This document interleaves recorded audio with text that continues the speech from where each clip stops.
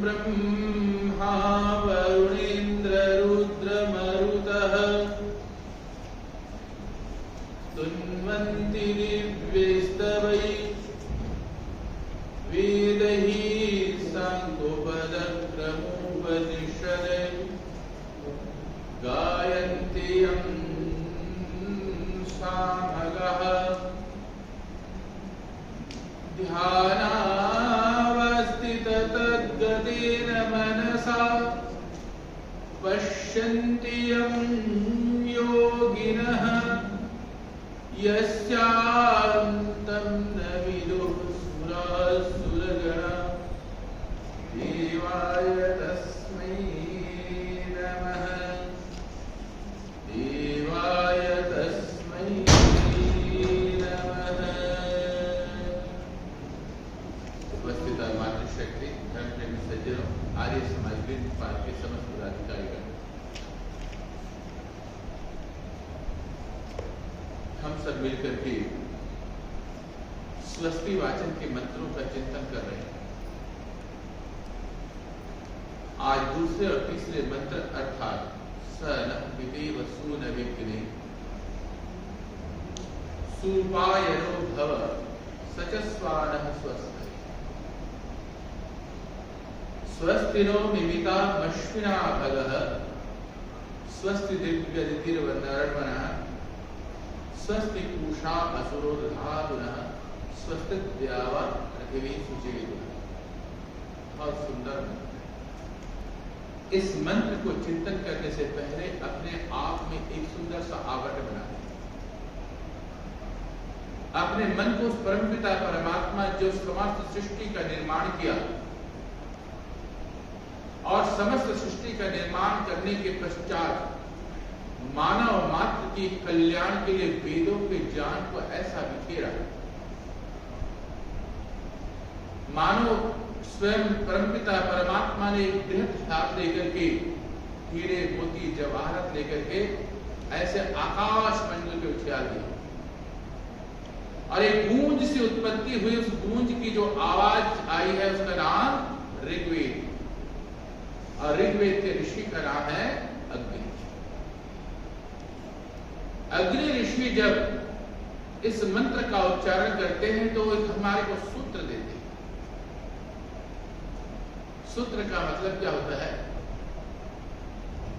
एक शब्द कह दिया, आप जिंदगी भर आपका उस शब्द से कल्याण हो जाए, उसे कहते हैं सूत्र।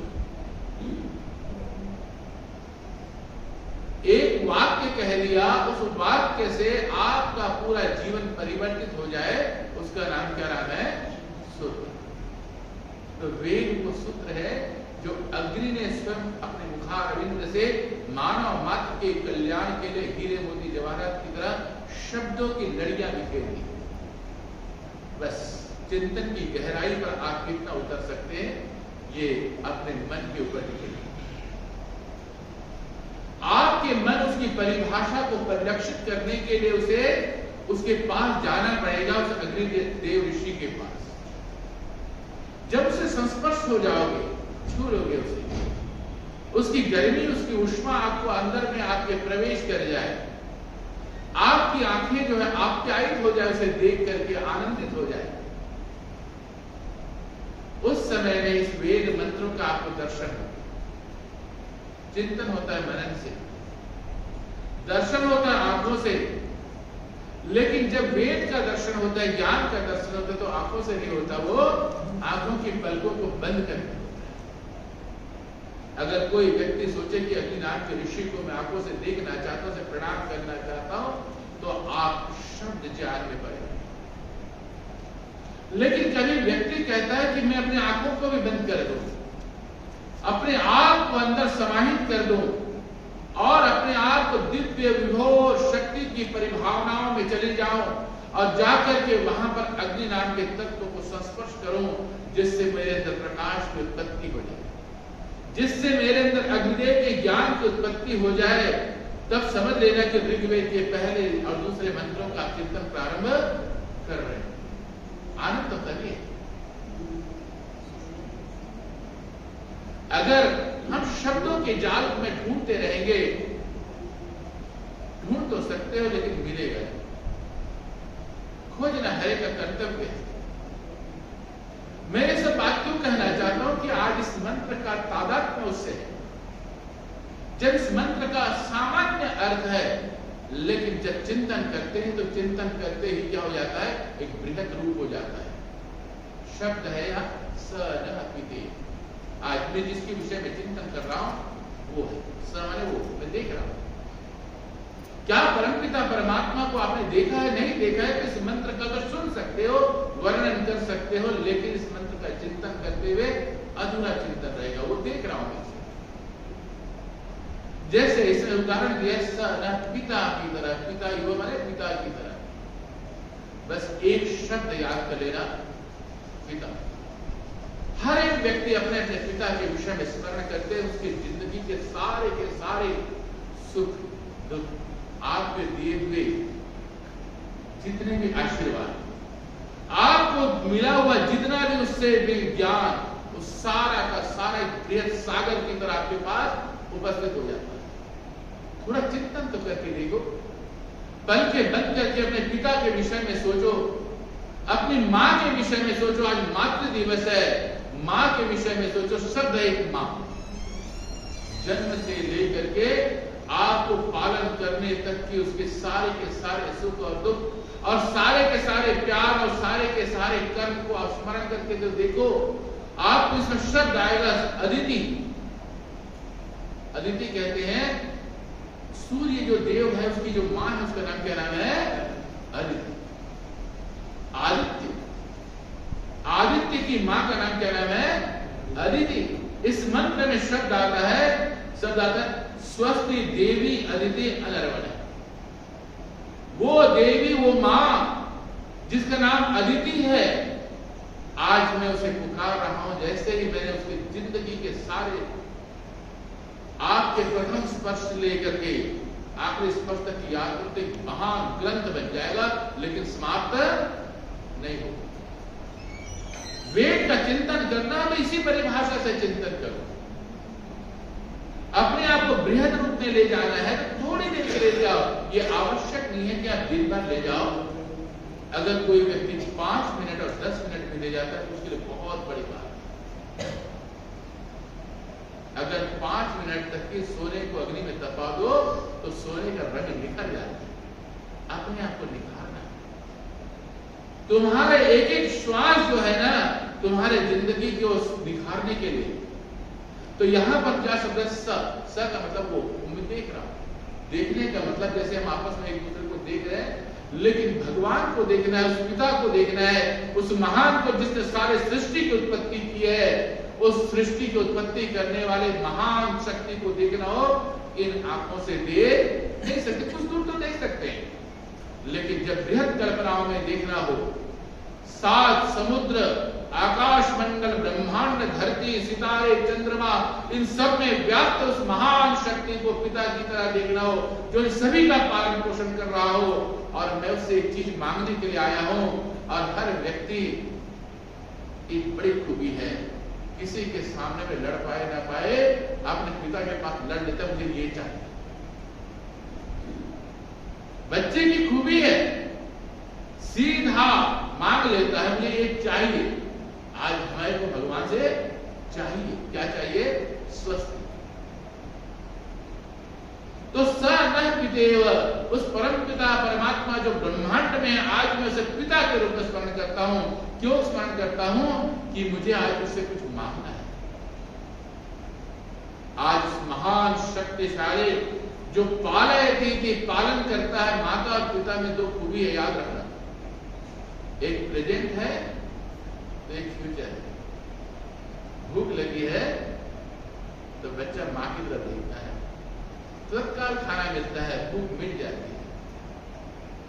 घर में डांट पड़ गई तो मां की तरफ ध्यान जाता है, तुरंत प्यार मिल जाता है। लेकिन पिता जब कुछ कहता है तो डांटता है तो उसको फ्यूचर देता है, 10 साल के बाद इसका फल क्या आता है, 20 साल के बाद इसको क्या फल प्राप्त होगा, क्या ये समाज में खड़े होने लायक होगा कि नहीं होगा। अगर नहीं होगा तो अभी से डांट पड़ेगी और उसे सुधार होगा। एक बहुत दूर दृष्टि रखता है, एक प्रेजेंट दृष्टि रखता है। दोनों की तुलना प्रकृति ने अद्भुत बनाई है, नेचर है उसका। एक कहता है तत्काल चाहिए तो माँ के पास चले जाओ, और दूरदर्शिता चाहिए। इसीलिए कई बार बच्चे अपने पिता से गुस्सा कर जाते हैं, माँ के पास तो चिपक जैसे अपनी बात रख देते हैं, क्योंकि भूख लगी तो तत्काल भूख मिटाना हो तो सुख तो वहीं से मिला, लेकिन वो महान दीर्घजीवी सुख में चाहिए तो पिता। तो यहां पर पिता क्या कहता है, तुम्हारे को बहुत दूरदर्शिता चाहिए। दूरदर्शिता क्या चाहिए? क्या मैं जिंदगी भर स्वस्ति स्वस्ति बोलता रहा और मुझे न मिले? मिलेगा कहां से? बस मेरा पालन करने वाला मेरे को दुनिया भर के हीरे मोती जवाहरत नदियां नाले फल फूल इत्यादि समस्त प्रकृति को जो मेरे चरणों में रख देने वाला वो महान पिता है। आज मैं उसे स्मरण करूंगा तो शायद वो मुझे देंगे। शायद सब मैंने क्यों कहा, जब तक से उसे आप निष्काम निश्चल निष्कपट भाव से नहीं देखेंगे वो नहीं देंगे। लोभ स्वार्थ अहंकार के पर्दा लगा करके देखोगे तो पिता जानता है कि इसको नहीं चाहिए, तात्कालिक लोभ चाहिए, तात्कालिक स्वार्थ चाहिए, और तात्कालिक जब चीजें चाहिए होती है तो वो परीक्षा लेता है। पिता भी कहता है कि चल 2-4 दिन और अच्छी पढ़ाई कर ले, फिर कुछ मिलेगा, अच्छा परिश्रम कर ले, नाम कर ले, तब तेरे को कुछ परिवार का प्रॉपर्टी वगैरह मिलेगा, वैसे दे दूंगा कमा देगा। दूरदर्शिता रखता है वो। आज पिता जब शब्द कहा गया है तो हमें उसके पास जाना होगा, तो हमें निस्वार्थ निष्कपट और निस्वार्थ भाव से उसे प्रार्थना करना है। उसके पास जाकर ये कहना है, आज मैं तुम्हें देख रहा हूं, तुम्हें देख करके मैं मुस्कुराने की ताकत रखता हूं। जिस दिन कोई पुत्र अपने पिता को देख करके मुस्कुरा पाए और कोई पिता अपने पुत्र को देख करके मुस्कुरा पाए तो वो दिन सबसे उत्तम दिन, उससे बढ़िया कोई दिन नहीं हो सकता। आज मैं आत्मा उस महान पिता रूपी परमात्मा को देख करके अगर मुस्कुरा सकूं, अगर चेहरे में बोझ है, मन में बोझ है, अगर और फिर मैं जाऊं कि नहीं मेरे तो दुखी हूं, मैं परेशान हूं, मुझे तो कल्याण चाहिए, नहीं मिलेगा कभी नहीं। 10, 20, 30, 40 वर्ष तक के स्वस्तिवाचक के मंत्रों का उच्चार कर लो, तोता रटंत कहला जाओ, तोता की तरह बोलते चले जाओगे। लेकिन एक दिन 5 मिनट के लिए अपने आप को निस्वार्थ निष्कपट भाव से एक मुस्कुराहट के साथ उसके पास चले जाओ, तत्काल की प्राप्ति होगी। इसीलिए क्या कहा, स वो खड़ा है और मैं भी खड़ा हूं। इसीलिए स न मैंने हम सब के लिए, ये नहीं कि मैं एक व्यक्ति, जो करेगा उसी के लिए, जो नहीं करेगा उसके लिए नहीं है। स नः पितेव। फिर कहा तो पिता का रूप कैसा है? अभी थोड़ी देर पहले कह रहे थे कि पिछले मंत्र की भी व्याख्या करें, ये अग्नि सुक्त है। अग्नि सुक्त में हर एक जगह अग्नि की, अग्नि कैसा? प्रकाशमान, ज्योतिर्मान, दिव्य। आज कहा अग्नि, मैं तुम्हें कैसे देख रहा हूं? प्रकाशमान, ज्योतिर्मान, दिव्य, अद्भुत। और तुम जब आते हो तो मेरे सारे अंधकार दूर हो जाते हैं, ठंडी दूर हो जाती है, मेरे शरीर में ऊष्मा आ जाती है। अगर घृत और सामग्री की सुगंधी है तो मेरे नासिका रंध्र से प्रवेश होकर के मन मस्तिष्क तन सभी कुछ पवित्र हो जाता है, उसी की तरह पवित्र होते हैं। कहते हैं कि महाभारत के समय में राजसूय महायज्ञ हो रहा, उस राजसूय महायज्ञ में कुछ प्रसाद का वितरण हुआ और कुछ अग्नि में आहुति हुई, तो कुछ दाने वहां पर गिर गए थे आहुति देते समय। अग्निशेष, एक नेवला आया और नेवला आकर के प्रसाद के रूप में कुछ दाने गिरे तो खा लिया। देखने वालों ने देखा, आश्चर्यचकित। उस नेवले का आधा शरीर सोने का बन गया, स्वर्णिम बन गया। किसी ने पूछ लिया कि नेवला, तुम अचानक आए, यज्ञ के प्रसाद को ग्रहण किए और तुम्हारा आधा शरीर सोने का क्यों बन गया? कहते हैं कहानी है, अग्नि वो नेवला जो मनुष्य की भाषा में बात करने लगा, आज मैं आधा पवित्र हूं। अग्निदेव का आशीर्वाद तो मिल गया मुझे, लेकिन आधा पवित्र क्यों नहीं हुआ? मुझे दुख और चिंता है। आने वाला जो समय है कलयुग का है। क्या इसी तरीके से पवित्र अग्निदेव की उपासना होगी? निस्वार्थ, निश्चल, निष्कपट की भावना मन में होगी और निरहंकार होकर के मनुष्य कोई उपासना करेगा? अगर नहीं करेगा तो कलयुग जो है मेरा सादा शरीर काला रहेगा, और अगर ये हो गया तो मैं उसकी इंतजार करूंगा, प्रतीक्षा करूंगा कि मेरा सारा शरीर सोने का हो जाए।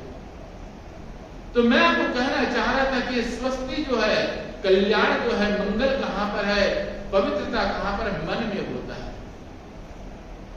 अगर मन में ना हो, मैं एक छोटी सी कहानी कहना चाहता हूं, बहुत सुंदर कथा है।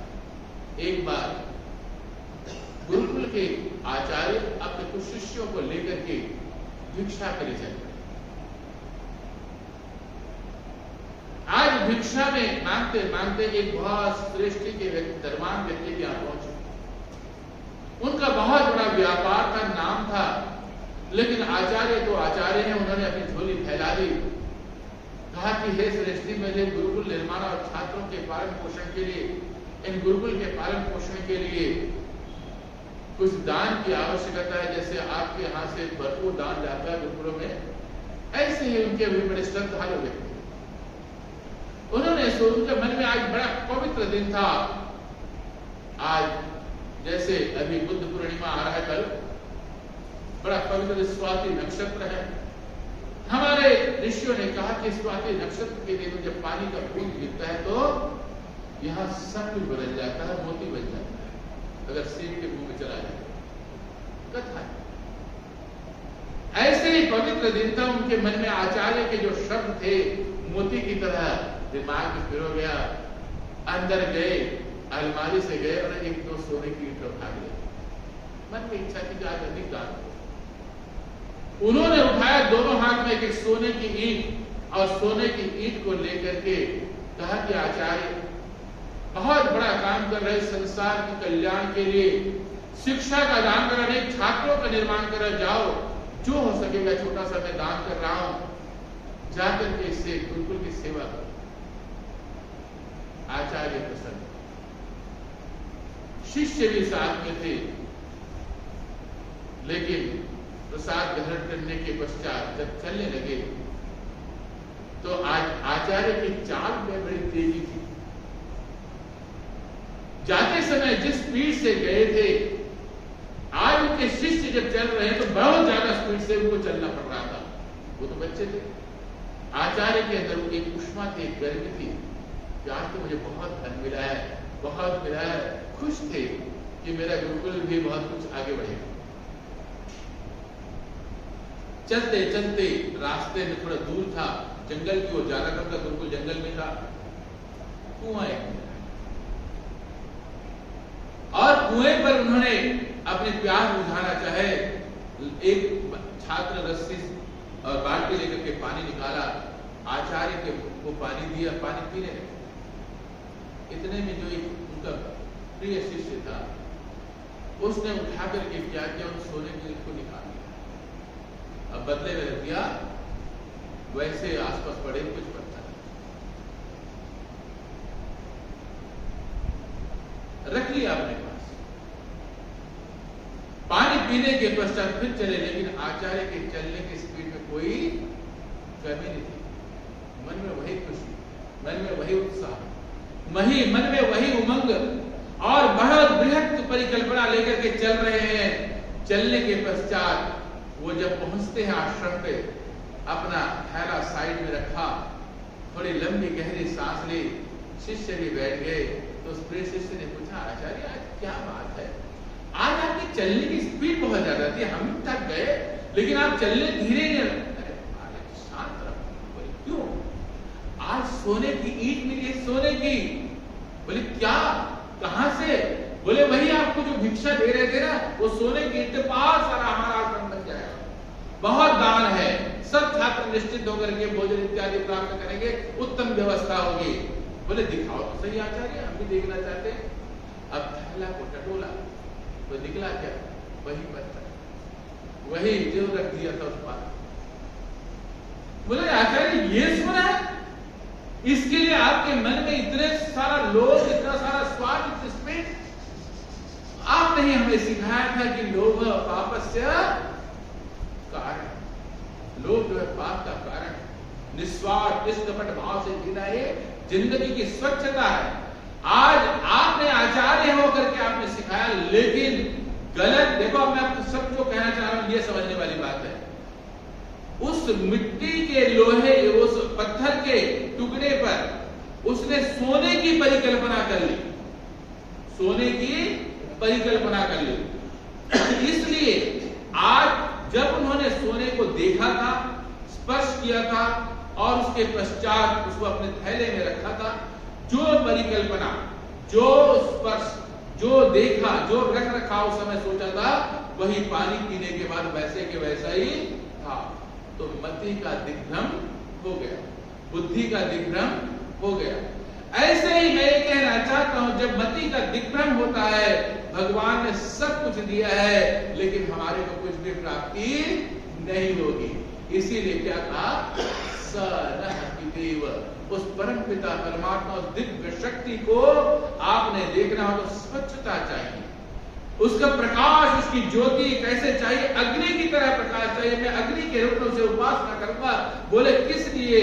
सुपायनो भव, हे अग्नि, मैं आज तुम्हारा दर्शन कर रहा हूं, तुम्हारी उपासना कर रहा हूं। आज मेरे पास मैंने बहुत सारे उपाय कर लिए तुम्हें पाने के लिए, कभी प्रार्थना की, कभी उपासना कभी तीर्थस्थल पर गया, लेकिन मेरा कोई कल्याण नहीं हो रहा। मैं परेशान हूं, कभी शरीर में परेशानी, कभी मन में परेशानी, कभी सामाजिक परेशानी, कभी दुनिया भर की परेशानी। तो ये परेशानी को दूर करने के लिए तुम ही मेरे उपाय हो।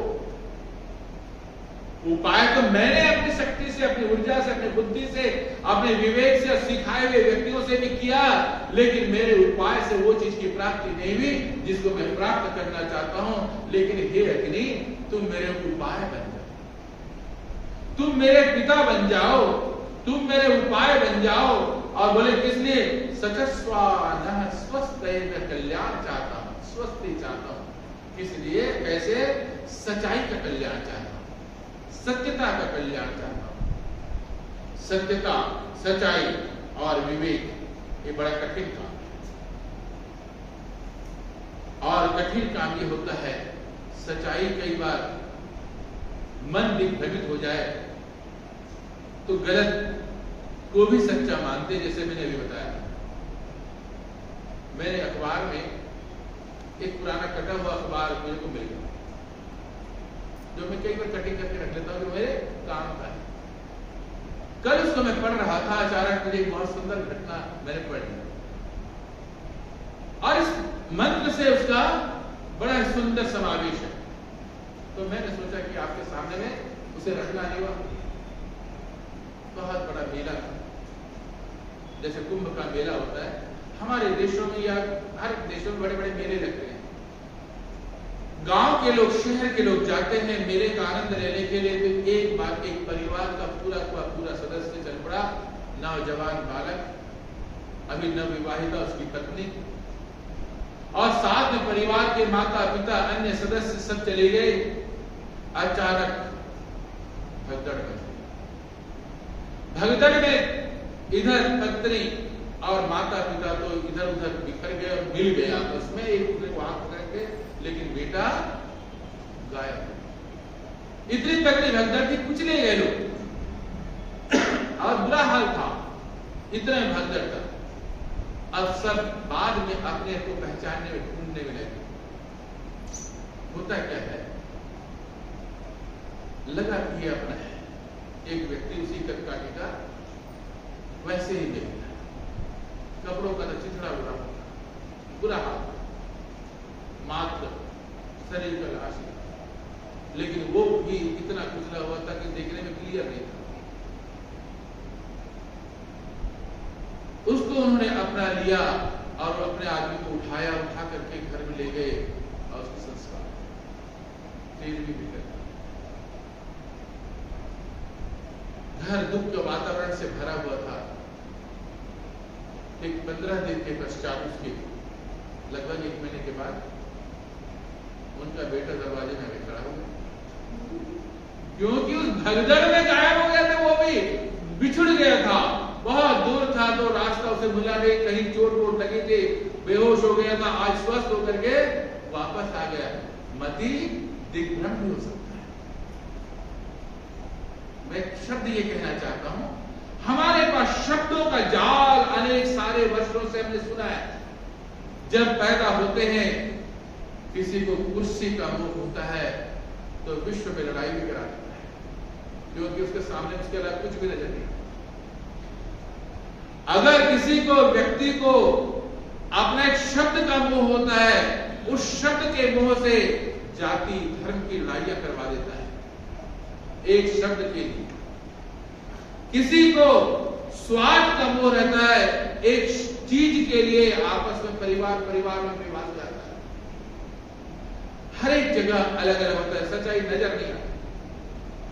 तो इसमें यहां पर शब्द क्या कहा, नहीं मुझे तो कल्याण चाहिए, सत्यता के लिए कल्याण चाहिए, मुझे दिग्भ्रम नहीं चाहिए, मेरा मति दिग्भ्रम न हो, इसके लिए है परमपिता परमात्मा तू प्रकाश बनकर के ज्योति बनकर के मेरे मन में बैठ जा, ताकि मैं सच्चाई को देख सकूं। मैं कल्याण चाहता हूं, लेकिन सच्चाई रूप कल्याण चाहता हूं। ऐसा शब्द नहीं चाहिए जिससे मेरा मति दिग्भ्रमित हो जाए। तो दूसरा मंत्र किसी के, देखिए हर मंत्र के शुरुआत में शब्द आएगा स्वस्ति स्वस्ति स्वस्ति। शांति करने के मंत्र में शम शम शम शब्द है। मतलब यह है कि हम अनेक वर्षों से स्वस्ति की कामना कर रहे हैं, कल्याण की कामना कर रहे हैं, सभी देवताओं से कामना कर रहे हैं, लेकिन क्या वजह है कि हमारे को प्राप्ति नहीं हो पा रही है। तो यहां पर क्या कहता है, स्वस्ति नो मिमिता मश्विना, हे अश्विनी कुमारों, मुझे इस कल्याण के लिए 2 चीज की आवश्यकता, अच्छे अन्न की आवश्यकता और अच्छे स्वास्थ्य की आवश्यकता। अगर तुमने मेरा कल्याण भी कर लिया तो मैं उसे उपभोग करना चाहता हूं, उसे उसका आनंद लेना चाहता हूं। अगर मैं उसका उपभोग को आनंद को लेना चाहता हूं, अगर मेरा शरीर स्वस्थ नहीं रहा तो मैं स्वस्थ उस कल्याण का क्या करूंगा। सब कुछ मिल जाए लेकिन शरीर अस्वस्थ है, 2-3 जगह दर्द हो, मन में परेशानी हो, किसी कारण से अति दुख हो, तो सामने में रखा हुआ सुख भी दुख कारक है। अगर पेट में परेशानी 5 दिन से हो रहा हो, आपके सामने में बड़े स्वादिष्ट खाने आए हो, खुशबू तो आ रही है क्योंकि अपने अनेक वर्षों से खुशबू ले रखी है, मन कर रहा है कि उठाऊं और उसे भोजन के रूप में ले जाओ। जब पेट कह देता भाई साहब तुम ले तो ले सकते हो, लेकिन तुम्हारा मेरे पेट में दर्द है, अगर तुमने खा लिया तो मैं दर्द को डबल कर दूंगा, हिम्मत नहीं होगी, आप उठा करके छोड़ दोगे। तो स्वास्थ्य भी चाहिए, उसको भोग करने के लिए उत्तम स्वास्थ्य भी चाहिए, लेकिन इतना ही नहीं कहा, स्वास्थ्य के साथ साथ में अगर अच्छा स्वास्थ्य है तो मेरे पास उपभोग करने के लिए अच्छे संपन्नता भी चाहिए। क्या कहते हैं हम लोग, प्रजापति नत्वरीता अस्तु वयम श्याम पतयोदयिना, हम धन ऐश्वर्यों के स्वामी बने। आप 8 मंत्र का उच्चारण करते हैं तब उच्चारण होता है, लेकिन यहां पर कहा है कि उसने रखना अग्नि को। अग्नि तेरी कृपा होगी तब हो सकता है। अब ये कहो कि मैं करूंगा तो मैं तो लेता हूं, अहंकार तुम्हारे पास जतला देता है कि आज चल थोड़ा सा ठोका लगा देता तुम्हारे मन में। कहां लगाएगा, मन में। क्योंकि कलयुग को ढूंढने से दुनिया में कहीं नहीं मिलेगा। आप दुनिया में ढूंढ लो नहीं मिलेगा। मशीनों का युग, कल का युग है, मशीनों का युग है। आज हम तरक्की पे तरक्की करते जा रहे हैं, सुख और शांति के संसाधन उत्पन्न करते चले जा रहे हैं। आज से 20 वर्ष पहले या 40 वर्ष पहले जो नहीं था, आज उससे 100 गुना हमारे पास, सबके पास ज्यादा है। पूरे विश्व में तरक्की करते चले जा रहे हैं, लेकिन फिर भी कहते हैं कि हम लोग कलयुग में जी रहे। क्यों जी रहे हैं? क्योंकि अशांति कहीं नहीं है, अशांति उस मन में कह दो कि हे प्रभु, तू अश्विनी कुमार बनकर के तू मेरे पास उपस्थित है। मैं देखता हूं कि विश्व में हर प्रकार का खाद्य सामग्री है और हर प्रकार के स्वास्थ्य को देने वाली औषधियां हैं। मैं तुम्हारे सामने में उपस्थित करके ये कहता हूं, जब तू है तो वो है और तू है तो मैं हूं। अगर दोनों के सामने में प्रत्यक्षीकरण नहीं होगा, क्योंकि वेद योग दर्शन में एक सूत्र आता बड़ा सुंदर है, प्रत्यक्ष अनुमान आगम प्रमाणानि। जब प्रभु से युक्त होना चाहते हो, योग करना चाहते हो, तुम चाहते कि मैं परमपिता परमात्मा को प्रत्यक्ष देखूं, आंखों के सामने में देखूं, तो वहां पर वो कहता है कि इंद्रियों से परे ही प्रत्यक्ष होता है। अगर संसार के वस्तुओं को देखना चाहते हो, स्पर्श करना चाहते हो, तो तुम्हारी आंखें, तुम्हारी इंद्रियां ही प्रत्यक्ष करेंगी। तो इसीलिए क्या कहा, प्रत्यक्ष अनुमान। अगर मान जाओ आंखें नहीं है, हाथ नहीं है, पैर नहीं है, अनुमान से आप लोग अनुमान लगा सकते हैं कि ऐसा संभव है। कहा कि अगर ये दोनों ना हो तो प्रमाण। प्रमाण का मतलब मेरे पिता ने बताया, मेरे गुरुओं ने बताया, मेरे आचार्य ने बताया, मेरे उपनिषदों ने बताया, मेरे गीता ने बताया, समस्त शास्त्रों ने जिस बात का वर्णन किया है वो आगम प्रमाण कहलाता है। इनके आधार से मैं जानता हूं। तो यहां पर कहता है ये आगम प्रमाण, वेद का प्रमाण जो होता है आगम प्रमाण होता है, आखिरी प्रमाण होता है। इसीलिए क्या कहा, स्वस्ति दिव्यदिति रथ अनर्वणः। हे देवी अदिति, तुम मेरे सामने में मां के रूप में खड़े हो। कौन है अदिति? मैंने थोड़ी देर पहले बताया था, सूर्य की मां की नाम। सूर्य जब उत्पन्न होता है, जब सूर्य उदय होता है, सारा संसार प्रकाशित हो जाता है। लेकिन वो झुक जाता है तो किसके पास? अपनी प्रकृति रूपी मां के सामने में झुक जाता है। सूर्य झुकता नहीं किसी के सामने में, लेकिन अपनी मां अदिति के सामने में वो झुक जाता है। और उस अदिति के सामने में हम खड़े हो रहे हैं, उस मां से आशीर्वाद लेते हैं जिससे सूर्य देव आशीर्वाद देता है। सूर्यो ज्योति, ज्योति सूर्य शब्द कह रहे हैं। सारे ब्रह्मांड को तपाने की ताकत रखता है और सारे समुद्र को तपाकर उसे भाप बना करके, गर्मी बना करके ले जाने की ताकत रखता है। लेकिन वही सूर्य अदिति के सामने में झुक रहा है। इसीलिए मैं भी क्या करूं, उस मां को स्मरण करूं, अदिति को स्मरण करूं। जब मां शब्द आता है तो आप उनके जीवन के समस्त आशीर्वाद को स्मरण करें। आज यहाँ पर अदिति को स्मरण कर रहे हैं तो उसने सारे ब्रह्मांड को आशीर्वाद दे रखा है। उस आशीर्वाद को, स्नेह को, उस प्रेम को, उस ममता को प्रातः काल के पवित्र वेला में जब आंखें खुले तो एक बार उस अदिति मां को प्रणाम कर लो और आप निस्वार्थ भाव करके प्रणाम कर लो। स्वस्ति का पहला लक्षण नजर आएगा। अगला शब्द है स्वस्ति नः पूषा। स्वस्ति पूषा असुर ददातु। पूषण और असुर, पूषण तो होते हैं पालन पोषण करने वाला विष्णु, और यहां पर असुर शब्द है। असुर का मतलब होता है देवता। वैसे तो सुरों को भी देवता कहा जाता है, यहां पर भी देवता कहा गया।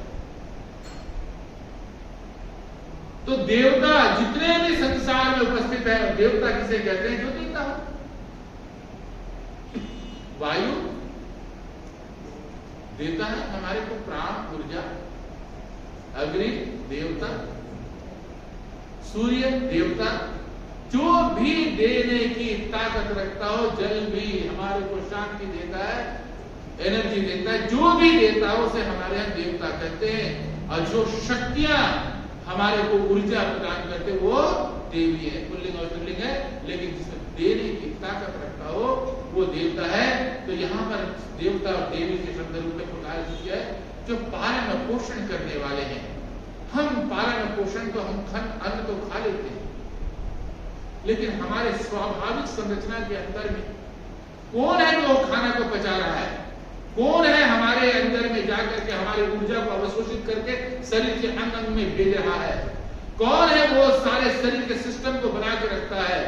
और उस चीज की जो एनर्जी है, ताकत है, उसे हम लोग शक्ति के रूप में उपासना करते। हम नहीं बना सकते, हम उसे उपासना नहीं करते। इसीलिए पालन और पोषण करने वाले शक्ति और देवता के रूप में जो हमारे अंदर में शक्ति व्याप्त है, उसके सामने झुक जाए, प्रणाम करें और उससे कल्याण की कामना करें। तो बिगड़ मत, बस तू मेरा कल्याण कर दे। झुक जाओ, आशीर्वाद मांग लो। और आखिरी शब्द मैं कहने जा रहा हूं, मंत्र का बहुत सुंदर शब्द है, स्वस्ति नः द्यावा पृथ्वी सुचेतुनः। ऐ चेतना से युक्त होकर के सुचेतुनः, मैं चेतना, चेतना का मतलब होता है जान, मेरे अंदर की बुद्धि जाग रही है, अंदर का विवेक जाग रहा है, और मैं जो बोल रहा हूं सच्चे दिल से बोल रहा हूं, जो कहना चाह रहा हूं वो मैं जानता हूं तभी बोल रहा हूं, नहीं तो मैं चुप हूं। तो क्या कहते हैं, द्यावा पृथ्वी, द्यूलोक और पृथ्वी लोक में व्याप्त हे ब्रह्मांड की महान शक्ति, महान अग्नि, तुम्हारे सामने मैं नतमस्तक हूं, तुम बस सब मिलकर के मुझे कृपा कर दो, एक दिव्य आशीर्वाद दे दो। लेकिन आज मैं पवित्र हूं, मैंने तुम्हें सौंप दिया है, मैंने तुम्हारे को दिव्यता की कामना करते हुए महान कल्याण की आशा रख करके तुम्हारे चरणों में नतमस्तक हूं, इसीलिए तुम मुझे शक्ति दो, ऊर्जा दो, स्वस्ति दो, कल्याण दो। जब मैं चल पाऊंगा तो दुनिया को प्रकाश दे पाऊंगा, मुझ में कल्याण होगा तो मैं दुनिया को कल्याण कर सकूंगा, मैं मुस्कुरा सकूंगा तो दुनिया मुझे देख करके मुस्कुरा सकेगी, मैं फूल की तरह खिल सकूंगा तो दुनिया मुझे देख करके मुझे छूना चाहेगी, देखना चाहेगी, मेरे खुशबू को लेना चाहेगी। इसीलिए मुझ में स्वस्ति हो ताकि मैं दुनिया का स्वस्ति कर सकूं। इन्हीं शब्दों के साथ आज स्वस्ति वाचन के दूसरे और तीसरे मंत्र का मैं मनन किया, चिंतन किया, और पुनः हम इसको अपने अंदर आधार करें। ओम स्वस्ति स्वस्ति शुभम।